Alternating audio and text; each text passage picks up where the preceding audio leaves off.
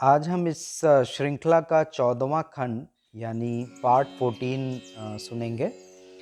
तो आइए शुरू करते हैं। अर्जुन ने कृष्ण की शरण ग्रहण करके पहले ही उन्हें गुरु रूप में स्वीकार कर लिया है। शिष्यस्ते अहम शाधिमाम त्वाम प्रपन्नम।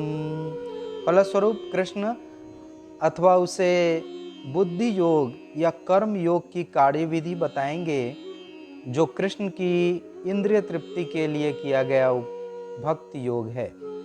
यह बुद्धि योग अध्याय 10 के 10वें श्लोक में वर्णित है, जिसमें उसे उन भगवान के साथ प्रत्यक्ष संपर्क बताया गया है जो सबके हृदय में परमात्मा रूप में विद्यमान है, किंतु ऐसा संपर्क शक्ति भक्ति के बिना संभव नहीं है। अतः जो भगवान की भक्ति या दिव्य प्रेम भक्ति में या कृष्ण भावनामृत में स्थित होता है, वही भगवान की विशिष्ट कृपा से बुद्धि योग की यह अवस्था प्राप्त कर पाता है। अतः भगवान कहते हैं कि जो लोग दिव्य प्रेम वश भक्ति में निरंतर लगे रहते हैं, उन्हें ही वे भक्ति का विशुद्ध ज्ञान प्राप्त करते हैं। इस प्रकार भक्त सरलता से उनके चिदानंदमय धाम में पहुंच सकते हैं। इस प्रकार इस श्लोक में वर्णित बुद्धि योग भगवान कृष्ण की भक्ति है, और यहाँ पर उल्लिखित सांख्य शब्द का नास्तिक कपिल द्वारा प्रतिपादित अनीश्वरवादी सांख्य योग से कुछ भी संबंध नहीं है। अतः किसी को यह भ्रम नहीं होना चाहिए कि यहाँ पर उल्लिखित सांख्य योग का अनीश्वरवादी सांख्य से किसी प्रकार का संबंध है। न ही उस समय उसके दर्शन का कोई प्रभाव था और न कृष्ण ने ऐसी ईश्वर विहीन दार्शनिक कल्पना का उल्लेख करने की चिंता की। वास्तविक सांख्य दर्शन का वर्णन भगवान कपिल द्वारा श्रीमद् भागवतम में हुआ है, किंतु वर्तमान प्रकरणों में उस सांख्य से भी कोई सरोकार नहीं है। यहाँ सांख्य का अर्थ है शरीर तथा आत्मा का वैश्लेषिक अध्ययन। भगवान कृष्ण ने आत्मा का वैश्लेषिक वर्णन अर्जुन को बुद्धि योग या कर्म योग तक लाने के लिए किया। अतः भगवान कृष्ण का सांख्य तथा भागवत में भगवान कपिल द्वारा वर्णित सांख्य एक ही हैं। ये दोनों भक्ति योग हैं। अतः भगवान कृष्ण ने कहा है कि केवल अल्पज्ञ ही सांख्य योग तथा भक्ति योग में भेदभाव मानते हैं। सांख्य योगौ पृथक बालाः प्रवदन्ति न पंडिताः। निस्संदेह अनीश्वरवादी सांख्य योग का भक्ति योग से कोई संबंध नहीं है। फिर भी बुद्धिहीन व्यक्तियों का दावा है कि भगवत गीता में अनीश्वरवादी सांख्य का ही वर्णन हुआ है। अतः मनुष्य को यह जान लेना चाहिए कि बुद्धि योग का अर्थ कृष्ण भावनामृत में पूर्ण आनंद तथा भक्ति के ज्ञान में कर्म करना है। जो व्यक्ति भगवान की तुष्टि के लिए कर्म करता है, चाहे वह कर्म कितना भी कठिन क्यों न हो, वह बुद्धि योग के सिद्धांत के अनुसार कार्य करता है और दिव्य आनंद का अनुभव करता है। ऐसी दिव्य व्यस्तता के कारण उसे भगवत कृपा से स्वतः संपूर्ण दिव्य ज्ञान प्राप्त हो जाता है, और ज्ञान प्राप्त करने के लिए अतिरिक्त श्रम किए बिना ही उसकी पूर्ण मुक्ति हो जाती है। कृष्ण भावना भावित कर्म तथा फल प्राप्ति की इच्छा किए गए कर्म में विशेषतया पारिवारिक या भौतिक सुख प्राप्त करने की इंद्रिय तृप्ति के लिए किए गए कर्म में प्रचुर अंतर होता है। अतः बुद्धि योग हमारे द्वारा संपन्न कार्य का दिव्य गुण है। अध्याय 2 का 40वां श्लोक। नेहाभिक्रमनाशो अस्ति प्रत्यवायो न विद्यते स्वल्पम पस्य धर्मस्य त्रायते महतो भयात। अर्थात इस प्रयास में न तो हानि होती है न ही ह्रास, अपितु इस पथ पर की गई अल्प प्रगति भी महान भय से रक्षा कर सकती है। तात्पर्य यह है कि कर्म का सर्वोच्च दिव्य गुण है कृष्ण भावनामृत में कर्म या इंद्रिय तृप्ति की आशा न करके कृष्ण के हित में कर्म करना। ऐसे कर्म का लघु आरंभ होने पर कोई भी बाधा नहीं आती है, न कभी इस आरंभ का विनाश होता है। भौतिक स्तर पर प्रारंभ किए जाने वाले किसी भी कार्य को पूरा करना होता है, अन्यथा सारा प्रयास निष्फल हो जाता है। किंतु कृष्ण भावनामृत में प्रारंभ किया जाने वाला कोई भी कार्य अधूरा रहकर भी स्थायी प्रभाव डालता है। अतः ऐसे कर्म करने वाले को कोई हानि नहीं होती, चाहे यह कर्म अधूरा ही क्यों न रह जाए। यदि कृष्ण भावनामृत का 1% भी कार्य पूरा हुआ हो तो उसका स्थायी फल होता है। अतः अगली बार 2% से शुभारंभ होगा, किंतु भौतिक कर्म में जब तक 100% सफलता प्राप्त न हो तब तक कोई लाभ नहीं होता। अजामिल ने कृष्ण भावनामृत में अपने कर्तव्य का कुछ ही प्रतिशत पूरा किया था, किंतु भगवान की कृपा से उसे 100% लाभ मिला। इस संबंध में श्रीमद् भागवतम में 1.5.17 में कहा गया है कि एक अत्यंत सुंदर श्लोक कहा गया है, त्यक्त्वा स्वधर्मं चरणाम्बुजं हरेर्भजन् पक्कोऽथ पतेतो यदि यत्र क्व वा भद्रं भूदमुष्य किं को वार्थ आप्तो अभजतां स्वधर्मतः। यदि कोई अपना धर्म छोड़कर कृष्ण भावनामृत में काम करता है और फिर काम पूरा न होने के कारण नीचे गिर जाता है तो इसमें उसको क्या हानि। और यदि कोई अपने भौतिक कार्यों को पूरा करता है और इससे उसको क्या लाभ होगा। अथवा जैसा कि ईसाई कहते हैं कि यदि कोई अपनी शाश्वत आत्मा को खोकर संपूर्ण जगत को पाले तो मनुष्य को इससे क्या लाभ होगा। भौतिक कार्य तथा उनके फल शरीर के साथ ही समाप्त हो जाते हैं, किंतु कृष्ण भावनामृत में किया गया कार्य मनुष्य को इस शरीर के विनष्ट होने पर भी पुनः कृष्ण भावनामृत तक ले जाता है। कम से कम इतना तो निश्चित है कि अगले जन्म में उसे सुसंस्कृत ब्राह्मण परिवार में या धनी मानी कुल में मनुष्य का शरीर प्राप्त हो सकेगा, जिससे उसे भविष्य में ऊपर उठने का अवसर प्राप्त हो सकेगा। कृष्ण भावनामृत में संपन्न कार्य का यही अनुपम गुण है। श्लोक संख्या 41। व्यवसायात्मिका बुद्धिरेकेह कुरु नंदन बहुशाखा ह्यनन्ताश्च बुद्धयो अव्यवसायिनाम। अर्थात जो इस मार्ग पर चलते हैं वे प्रयोजन में दृढ़ रहते हैं और उनका लक्ष्य भी एक होता है। हे कुरुनंदन, जो दृढ़ प्रतिज्ञ नहीं है उनकी बुद्धि अनेक शाखाओं में विभक्त रहती है। तात्पर्य यह है कि यह दृढ़ श्रद्धा की कृष्ण भावनामृत द्वारा मनुष्य जीवन की सर्वोच्च सिद्धि प्राप्त कर सकेगा। व्यवसायिका बुद्धि कहलाती है। चैतन्य चरितामृत में मध्य 22.62 में कहा गया है, श्रद्धा शब्दे विश्वास कहे सुदृढ़ निश्चय कृष्णे भक्ति कैले सर्वकर्म कृत है।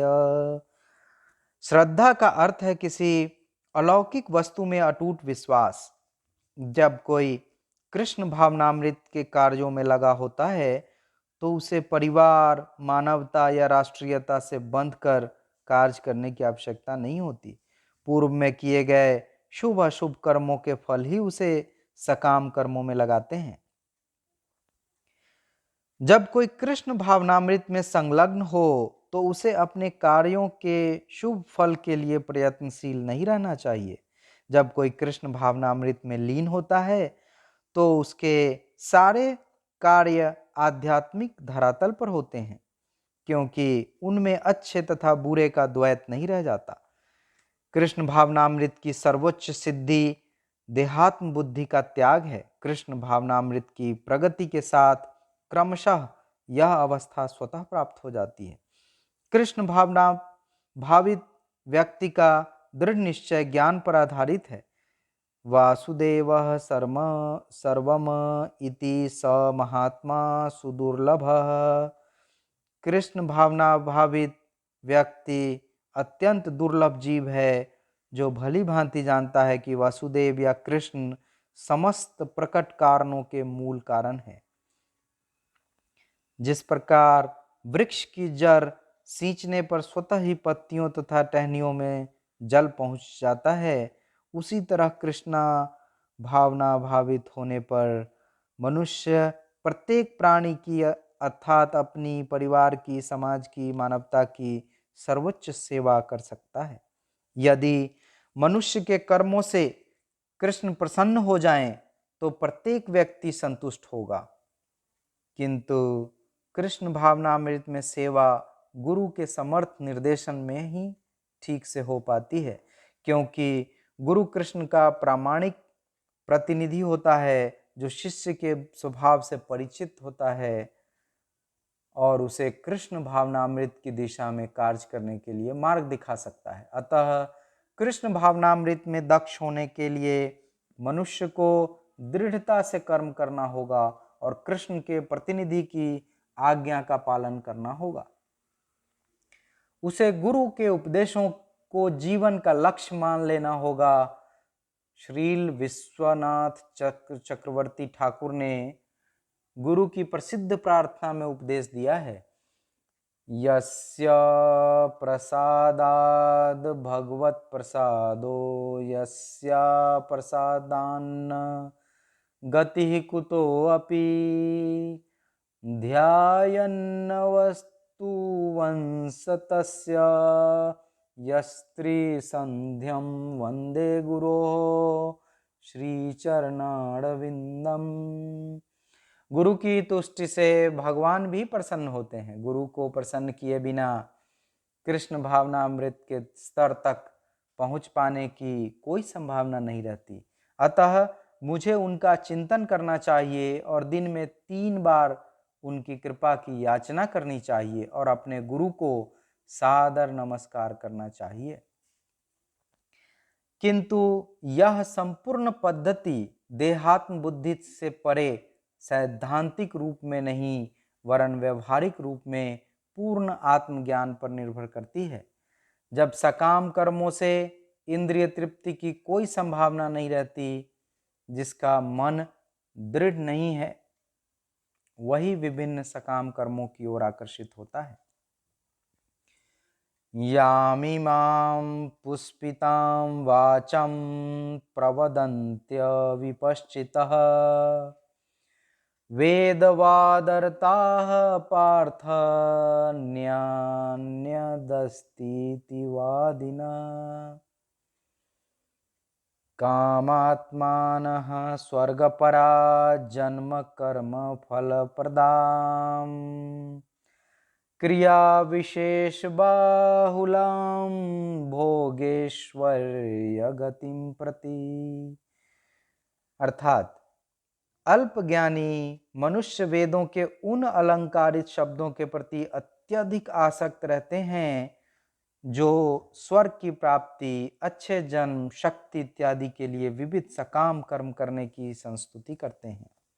इंद्रिय तृप्ति तथा ऐश्वर्यमय जीवन की अभिलाषा के कारण वे कहते हैं कि इससे बढ़कर और कुछ नहीं है।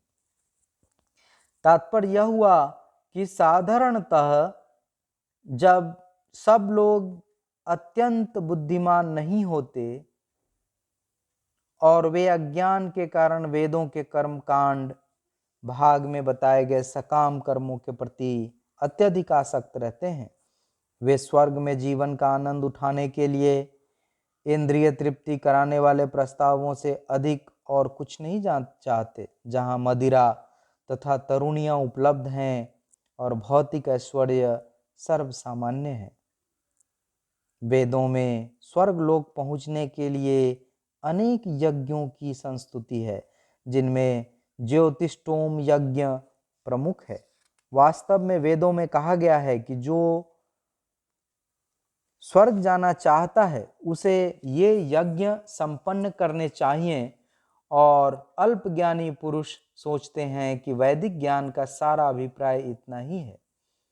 ऐसे लोगों के लिए कृष्ण भावनामृत के दृढ़ कर्म में स्थित हो पाना अत्यंत कठिन है।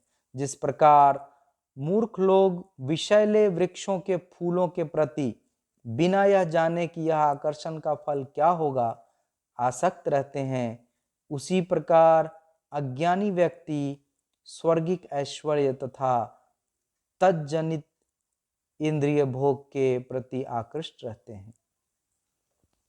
वेदों के कर्मकांड भाग में कहा गया है, अपाम सोममृता अभूम तथा अक्षयम हवै चातुर्मास्य याजिनः सुकृतम भवति।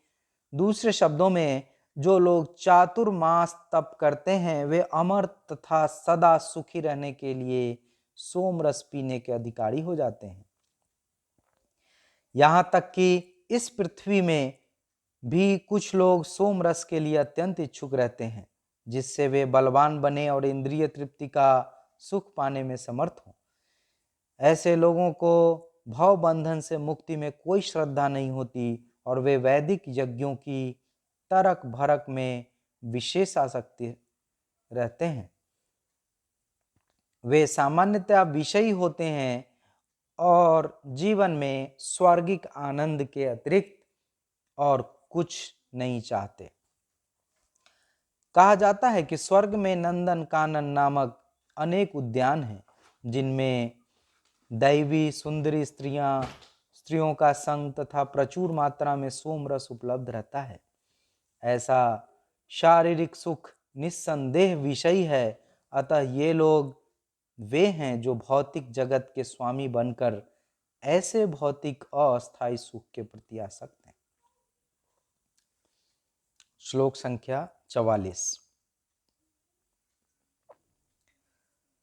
भोगैश्वर्य प्रसक्तानां तयापहृत चेतसां व्यवसायित्मिकाः बुद्धिः समाधौ न विधीयते।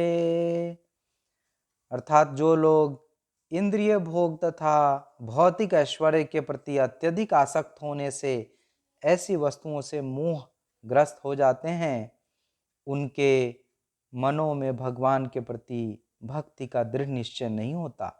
तात्पर्य यह है कि समाधि का अर्थ है स्थिर मन। वैदिक शब्दकोश निरुक्त के अनुसार सम्यग आधीयते अस्मिन्नात्मत्वयाथात्मयम्। जब मन आत्मा को समझने में स्थिर रहता है तो उसे समाधि कहते हैं। जो लोग इंद्रिय भोग में रुचि रखते हैं अथवा जो ऐसी क्षणिक वस्तुओं से मोहग्रस्त होते हैं, उनके लिए समाधि कभी भी संभव नहीं है। माया के चक्कर में पड़कर वे न्यूनाधिक पतन को प्राप्त होते हैं।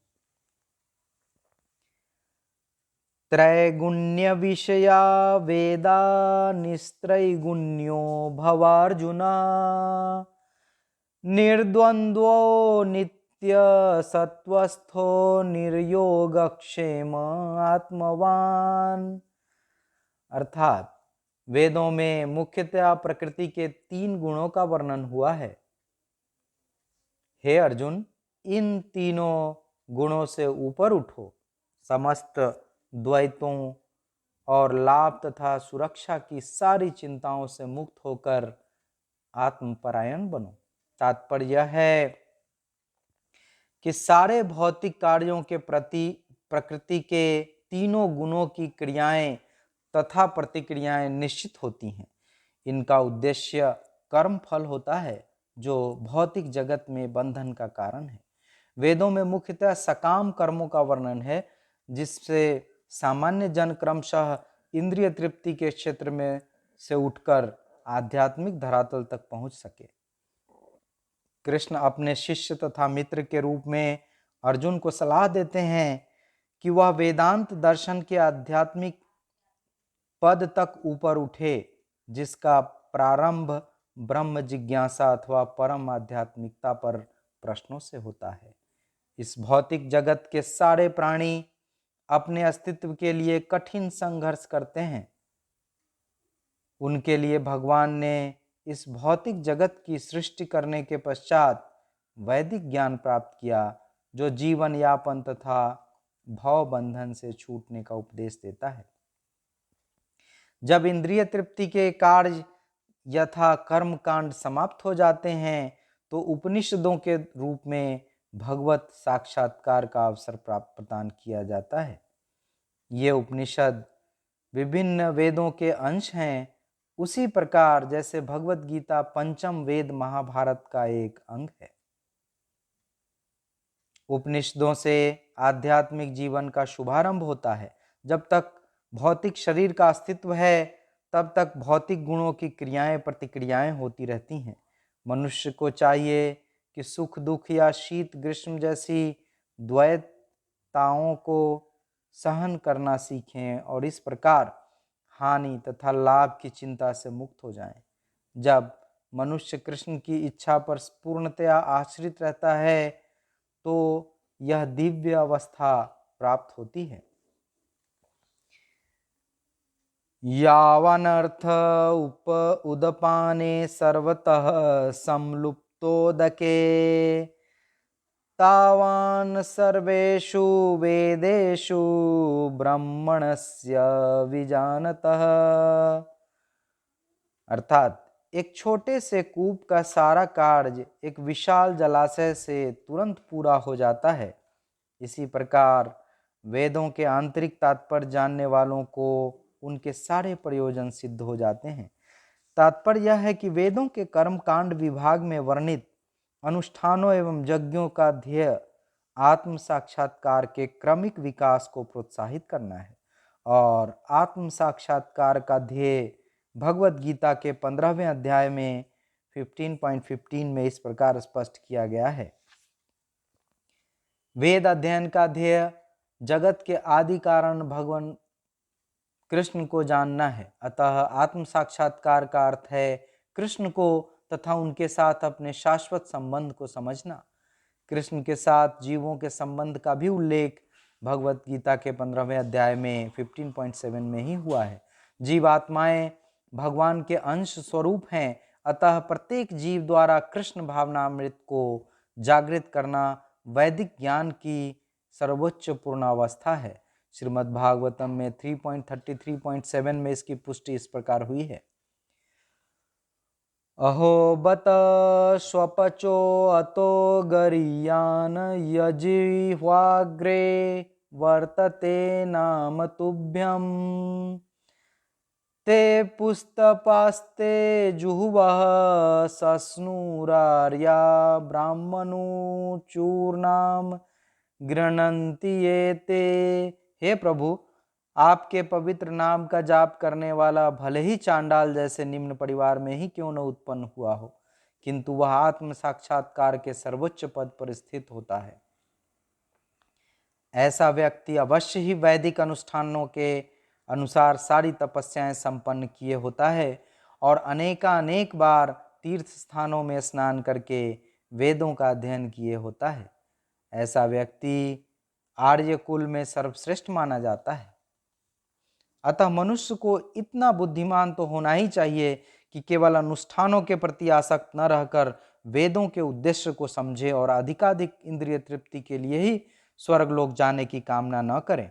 इस युग में सामान्य व्यक्ति के लिए न तो वैदिक अनुष्ठानों के समस्त विधि विधानों का पालन करना संभव है और न सारे वेदांत तथा उपनिषदों का सर्वांग अध्ययन कर पाना सहज है। वेदों के उद्देश्यों को संपन्न करने के लिए प्रचुर समय, शक्ति, ज्ञान तथा साधना की आवश्यकता होती है। इस युग में ऐसा कर पाना संभव नहीं है, किंतु वैदिक संस्कृति का परम लक्ष्य भगवान नाम कीर्तन द्वारा प्राप्त हो जाता है, जिसकी संस्तुति पतितात्माओं के उद्धारक भगवान चैतन्य द्वारा हुई है।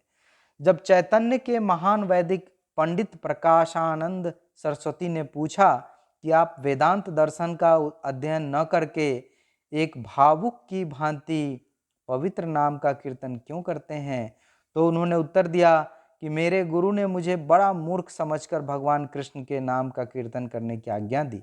अतः उन्होंने ऐसा ही किया और वे पागल की भांति भावोन्मत्त हो गए।